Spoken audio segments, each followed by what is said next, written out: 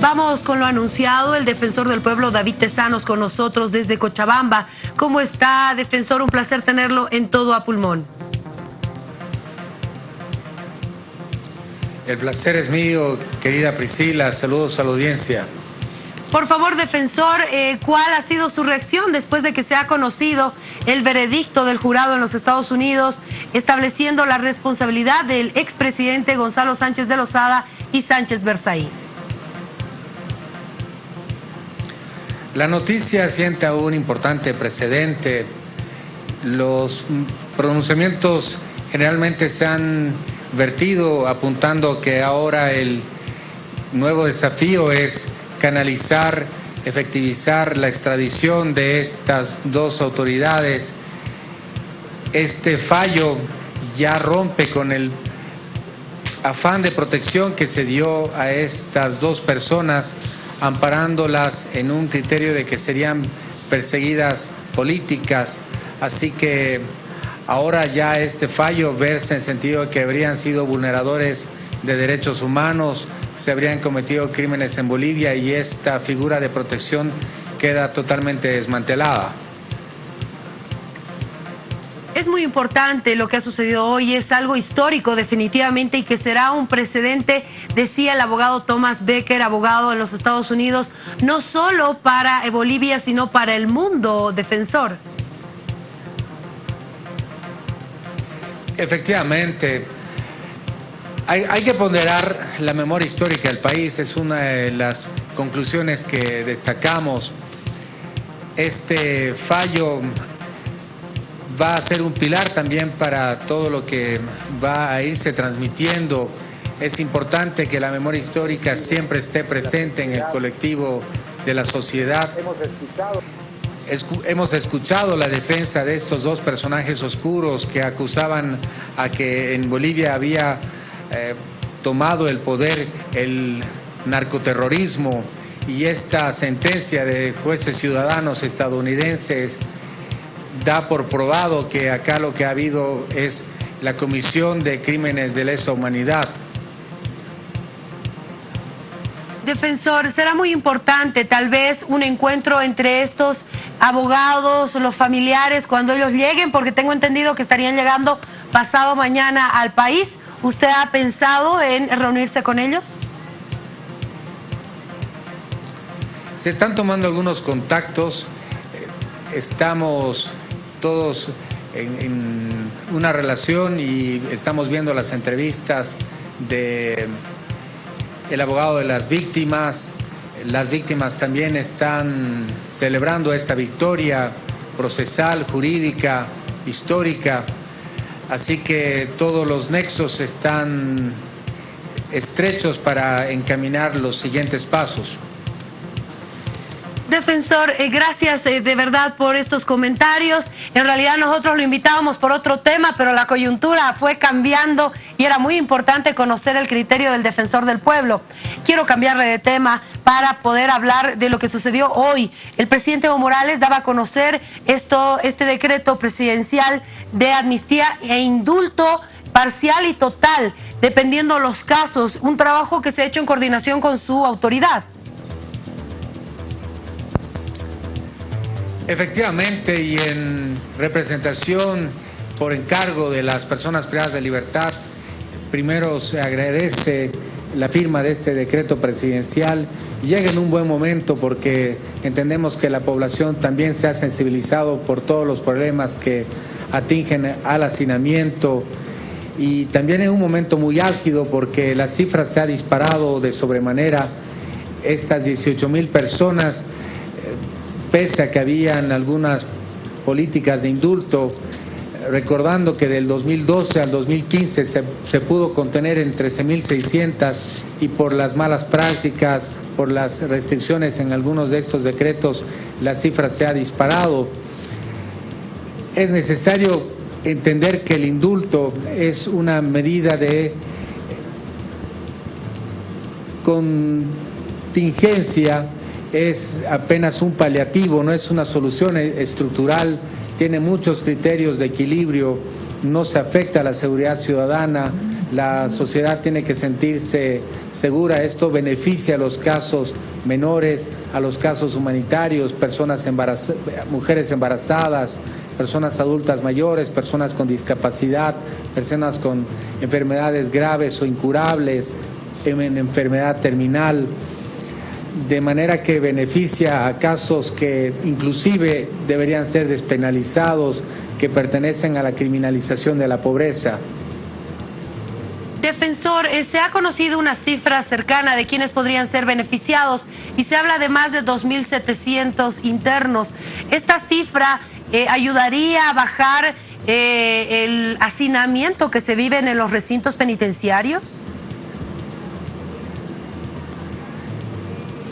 En las primeras experiencias de indulto se pudo contener la cifra de 13.600 durante 3 años. Cada mes ingresan a los centros penitenciarios aproximadamente 200 personas, así que lo que puede hacer este indulto apenas es contener, no se llega a deshacinar. Las mejores experiencias de indulto tuvieron resultados de aproximadamente 1.700 personas. El primer indulto fue un ensayo que apenas benefició a 234.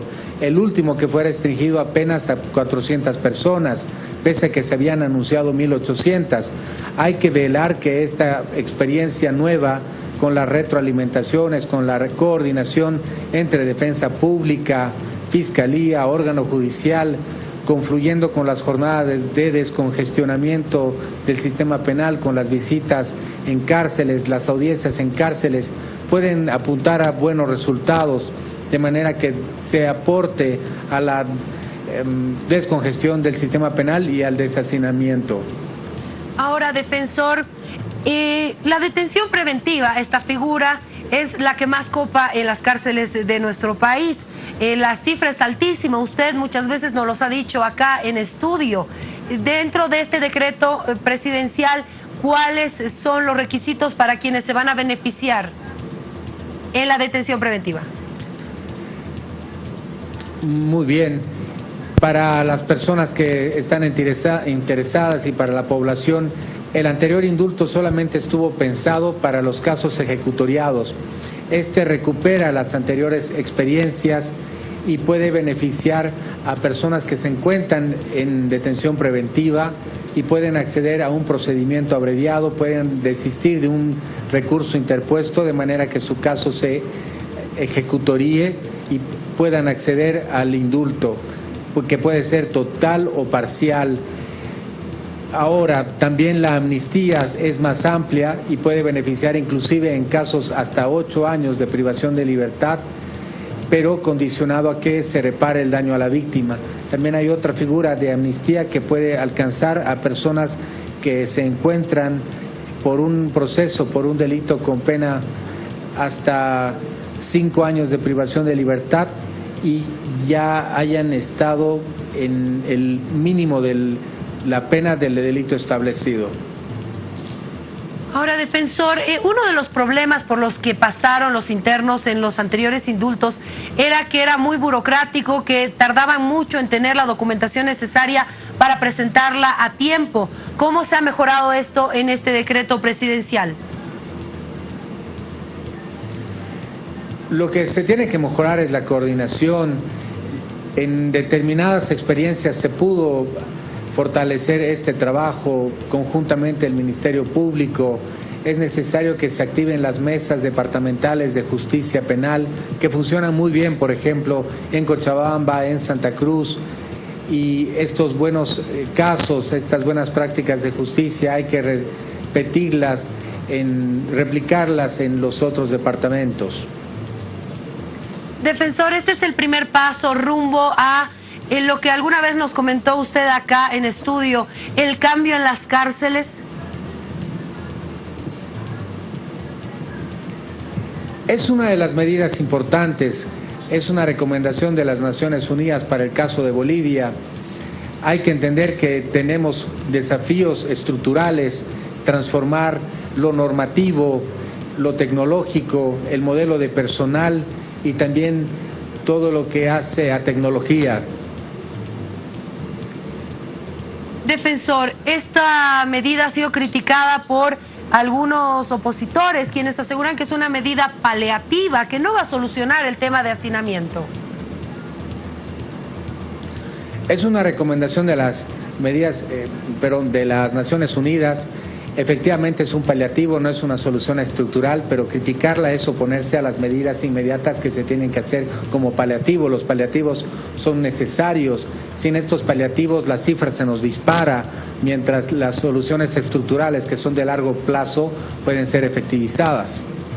¿Cuáles serían estas siguientes medidas estructurales para que pueda ser ya algo definitivo?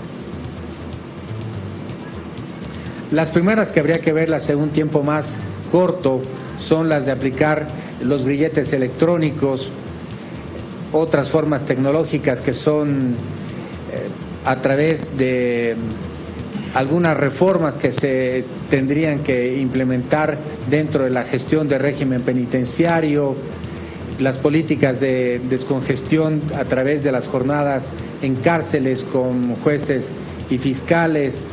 Es necesario pensar que este año tiene que retomarse el tratamiento del Código del Sistema Penal, apartarnos de la demagogia, de la oposición irascible y trabajar conjuntamente con responsabilidad. Hay un alto desafío para senadores, para diputados, así como para el órgano ejecutivo, Ministerio de Justicia, Ministerio de Gobierno, para trabajar en estas temáticas. Ahora, se ha conocido que usted ha trabajado con las autoridades gubernamentales justamente para la elaboración de este decreto supremo. ¿Tuvo ese contacto con el Ministerio de Gobierno para que conozcan también su criterio en torno a quiénes deberían administrar las cárceles, quiénes deberían estar presentes en las cárceles del país? En algún momento usted dijo, no más la policía, tienen que ser personas civiles. Efectivamente, este modelo, por ejemplo, funciona muy bien en el Ecuador. La policía tiene que estar en la seguridad externa de los centros penitenciarios. Al interior tiene que haber una administración civil que por el enfoque de justicia y derechos humanos recaería en el Ministerio de Justicia. El Ministerio de Gobierno tiene un enfoque de seguridad por la naturaleza también de sus competencias. Estas transformaciones tienen que implementarse. Son medidas inmediatas que pueden adoptarse. ¿Pero usted le hizo conocer estos criterios al ministro de Justicia, al ministro de Gobierno, al presidente Evo Morales? Esto se lo está discutiendo en un proyecto que está trabajando el Ministerio de Justicia sobre la ley nueva de ejecución penal. Se contempla esto. También hay un proyecto sobre la Dirección de Régimen Penitenciario que tiene estas reformulaciones. Hay que trabajar en esto con un sentido crítico de gestión, autocrítico, mucha retroalimentación. Esperamos que pueda ser recibida de buena manera esta posición que responde a un paradigma que también es muy acatado en la región. Defensor, ¿cómo se maneja el tema de campaña informativa dentro de los recintos penitenciarios para llegar a toda la población? ¿Cómo pueden ellos averiguar qué deben hacer?